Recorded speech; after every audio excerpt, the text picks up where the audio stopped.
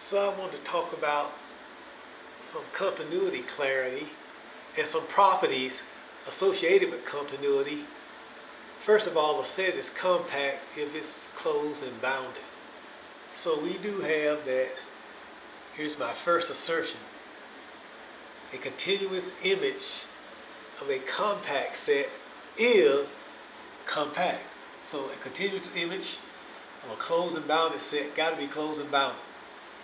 The second property asserting continuity as a given factor, a continuous image of a connected set is connected. Wow, those are two great preservation properties of continuity. Then you get in calculus to the IMVT, what the teacher called the intermediate value theorem. More generally, it goes if A is contained in n-dimensional space and F takes A to the real line, it's a continuous map. And we assume that K contained in A is a connected set and X, Y are points in K. And if C is an element of R such that F of X is less than or equal to C is less than or equal to F of Y, then we can find a Z, that's right, there exists a point Z in K such that F of Z is equal to that C. So what is that saying to me? It's saying to me essentially that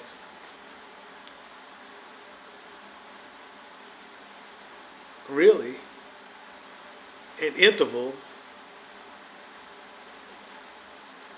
is associated with a connected set.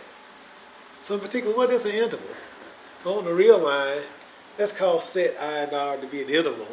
If whenever X, Y are in I, then there exists a Z in I such that X is less than equal to Z less than equal to Y.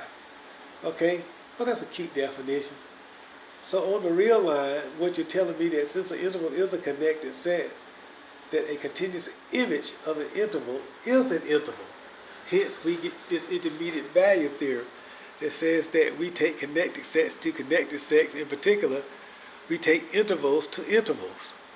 And that's a beautiful thing, folk. Think about it. A lot of students think intermediate value theorem says that, oh, I'm needing to find a value between two values of a function. That ain't what it's saying.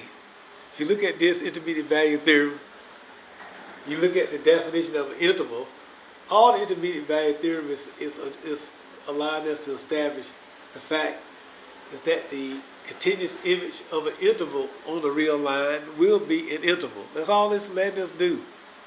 And that's a beautiful thing.